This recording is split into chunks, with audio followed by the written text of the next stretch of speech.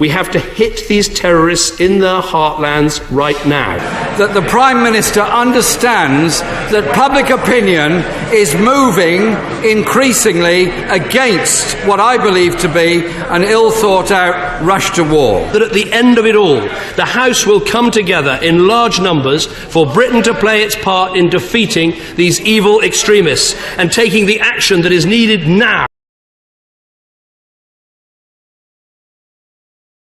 Every member of Parliament in this House has the right to represent their constituents on an issue of such importance, and our constituents have the right to listen to their MPs on something like this. This is no way to do business, Mr. Speaker, and we remain very disappointed that the government has not listened to more time for this. I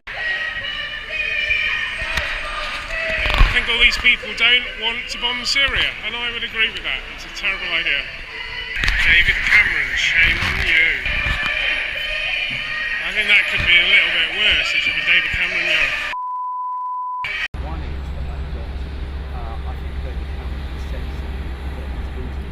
And he wants to hold this vote before the opinion grows even further against it.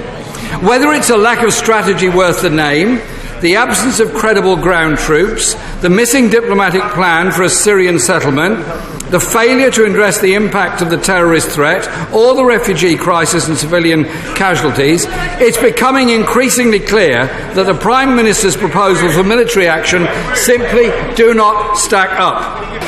Last week, the Prime Minister focused his case for bombing in Syria on the critical test set by the very respected cross-party Foreign Affairs Select Committee. Given the holes in the government's case, it's scarcely surprising that last night the committee reported the Prime Minister had not, and I quote, adequately addressed their concerns. In other words, Mr. Speaker, the committee judged that the Prime Minister's case for bombing has failed its tests. The Prime Minister is facing stinging criticism from SNP, Labour and Liberal Democrat MPs, angry at his suggestion last night that some people opposed to the bombing were terrorist sympathisers. How mad do I sound when I suggest that by the time these bombs are falling, there'll be a majority of the British public that don't want them to? Is that because we're too stupid to understand all the difficult issues that Mr. Cameron is facing? Is it because we're terrorist sympathisers, Mr. Cameron? Terrorist sympathisers? That surely must be the point at which, if you're a waverer with an open mind, you realise the man is incompetent and slightly scary. To describe people troubled by the notion of dropping bombs on more civilians as terrorist sympathisers is disgraceful, disgusting, and indicative perhaps of a man who's lost the argument with himself. I feel it's not necessary and we shouldn't be doing this. I think there's enough people or enough countries already in Syria bombing, and too many civilians are losing their lives. And it's civilians we're thinking about here. But I think we can't really sit down and let this happen. It's happened too many times. Why are we back doing this again? You know, it doesn't work. We've seen it with Iraq and we've seen it with Afghanistan. Now I'm going to do the fucking news. No, here is the fucking news. Ex-commercial TV PR man, old Etonian and occasional pig fucker David Cameron would like to bomb Syria. Unfortunately, Russia's got there first and America's been doing it for ages. He wants to bomb Syria to stop the flow of refugees fleeing all the bombs. He's also hoping it will stop the increased influence of Islamic extremism.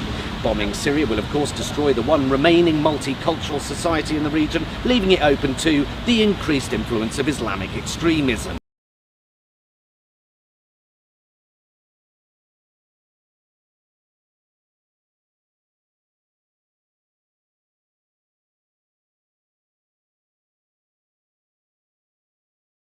So will you apologise for the remarks in the meeting last night against right honourable friends on this side of the House? It would be helpful if he could retract his inappropriate quote. Cannot identify a single terrorist sympathiser among that list. Will he now apologise for his deeply insulting remarks? I do think, however, that he needs to apologise for the comments he made in relation to the Labour Party. The honourable gentleman raises a very important point. Should he not take this opportunity to withdraw the remarks that he is calling those who will not be voting with him tonight a bunch of terrorist sympathisers, because not only is that offensive, it is dangerous and it is untrue. Will he take this further opportunity to identify which members of these benches he regards as terrorist sympathisers?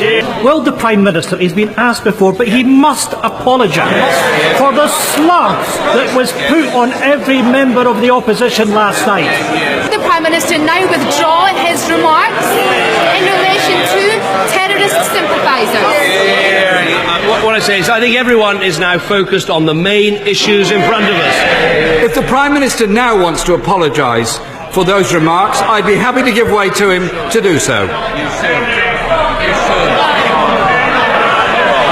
As he appropriately is pointing out that the Prime Minister is not showing leadership by not withdrawing his slur on me and others, would he also agree with me that there is no place whatsoever in the Labour Party for anybody who has been abusing those members of the Labour Party who choose to vote with the government on this resolution? Agree with me that if the Prime Minister came to that dispatch box and made a clear apology, he would clear the air immediately and we could move on in this debate with a simple "I'm sorry."